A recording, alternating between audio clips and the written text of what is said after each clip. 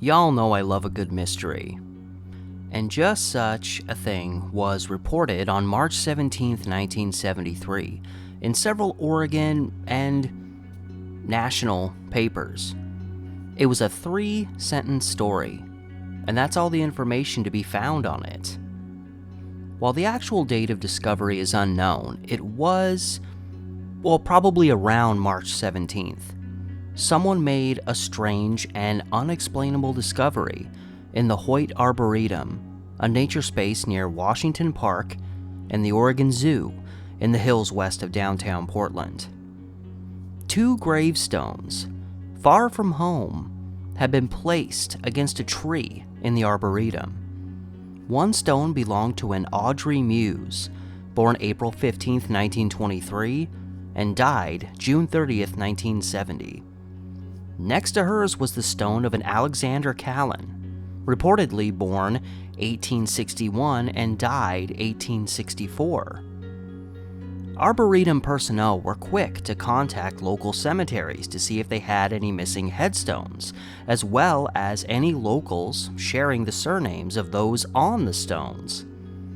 They, at least initially, had no luck.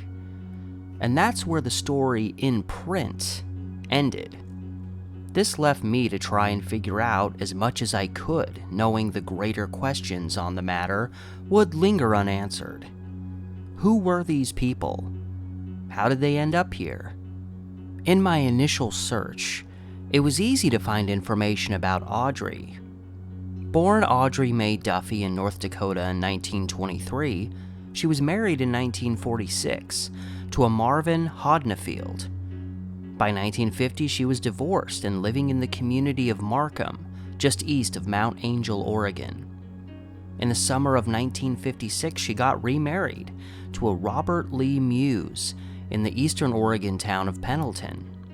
According to her obituary, she was a Mount Angel resident, but in 1968 she moved to Juneau, Alaska. On June 23, 1970, she died of a cerebral hemorrhage, and her remains were returned to Oregon, where she was buried at the Calvary Cemetery in Mount Angel. And less than 3 years later, her headstone had somehow turned up 45 miles north in the Hoyt Arboretum. Alexander Callan, on the other hand, was someone I could find no information on. All searches were dead ends, which made sense to me as he'd apparently died while a child way back in the 1860s. Someone like that could easily fly under the radar. The closest I found was an Alexander Callender, born 1858 and died 1864 in Scotland. But a while later, I came back, doing more of an open-ended search for an Alexander Callan who might fit this bill. And I'm pretty sure I found him. This person did not die as a child, but rather as a man in his early 70s. Articles said Callan was born in 1861 and died in 1864. This Callan I found was born in 1881 and died in 1964, leading me to believe the wrong dates had been published in the papers. 1861 to 1881 and 1864 to 1964, it's an understandable mistake. This man was also buried at the Rose City Cemetery in northeast Portland, about 15 miles northeast of the Hoyt Arboretum. He was born in Chicago back in 1881, but by 1920, he was living in Portland, working for a railroad car manufacturer. Under both these individuals' Find a Grave pages, there are pictures of their gravestones, meaning they most likely made it back to where they belonged, if they weren't replaced. That's where what we know ends. There was no known information to suggest Muse and Callan knew one another. For a time, they did live about 40 miles apart in Oregon. But one has to seriously wonder if there was a connection between these two, as someone went to fairly serious lengths to link these two together. Someone went to 2 cemeteries, separated by some 40 miles, risked being caught removing headstones from there. No easy feat. If the ones photographed are the same headstones that were stolen, it means they had to be dug up, which would have taken time. These types of stones usually weigh about 130 pounds, meaning likely 2 people had to be involved in carrying them out, or perhaps one person with some serious strength could carry it, or most likely have some system of dragging it away to a vehicle of some kind. These heavy stones had to be transported then to the Arboretum and then dragged up to the tree in question. I really wish the location of the tree was known, as it would help in understanding how far the stones had to be taken, which would give us a greater understanding of how many people may have been involved. Not that we'd know who. That's a lot of work to do, just to pull a prank.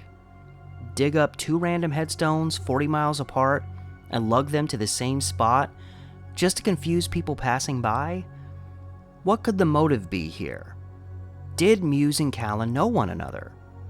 Did the one or ones responsible have a connection to both of them? Were those responsible brought on to do this work by others, possibly connected to these people? The speculation as to this mystery can get truly crazy. It's really a matter of how ridiculous one wants to get with it. Was Alexander Callan, for example, possibly Audrey's father? The age gap could perceivably work. Were they mixed up in some grave swapping nonsense? Was it aliens? It can get out of control. I did my own variety of searches combining the 2 names with no success aside from a newspaper search, but those findings were all just this same 3-sentence article I originally found, just published in various papers across the country. Even in North Dakota, where Audrey Muse originally came from. As you've likely gathered at this point, no resolution was reached in this story. Nobody came forward taking credit for this action. Granted, why would they?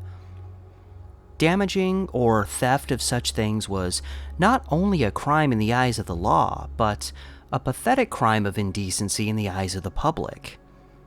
That's important to remember amidst the mystery and intrigue of this story, that whoever was responsible for this violated the memorials of 2 people who had family and friends who loved them.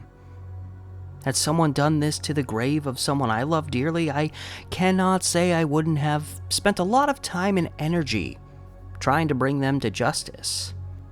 But in this case, it doesn't appear that justice was served, and we are left to wonder why, over 50 years later, someone, or some people, did all of this just to leave 2 gravestones in the middle of a park